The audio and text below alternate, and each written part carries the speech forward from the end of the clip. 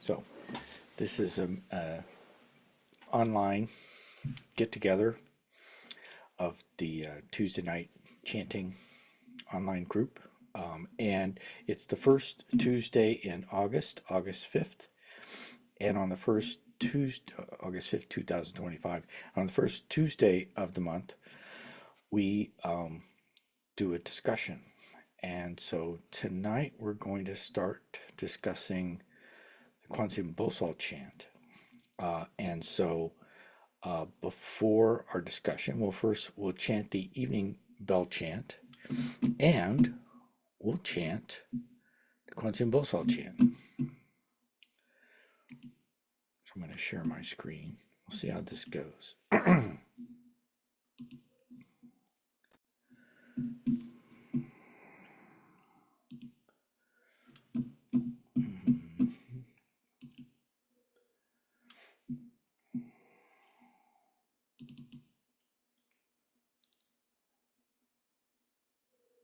Okay, here's the evening.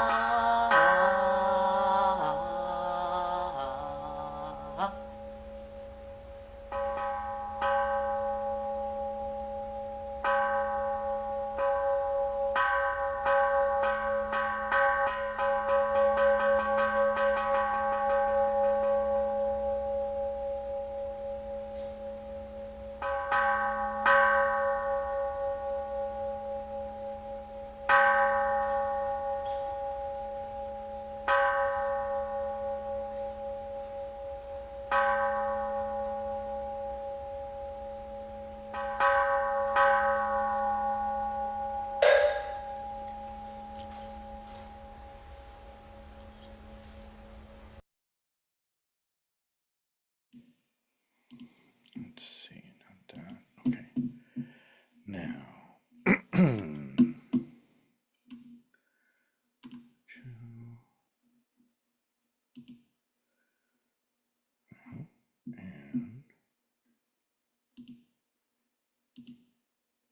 okay. We'll see how this goes. I'm going to do this live,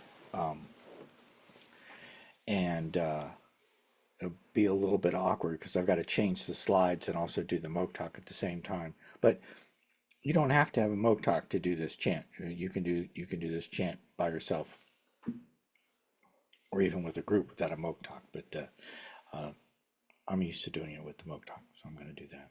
This is the Kwanseum Bosal chant, which primarily consists, or at least the main thing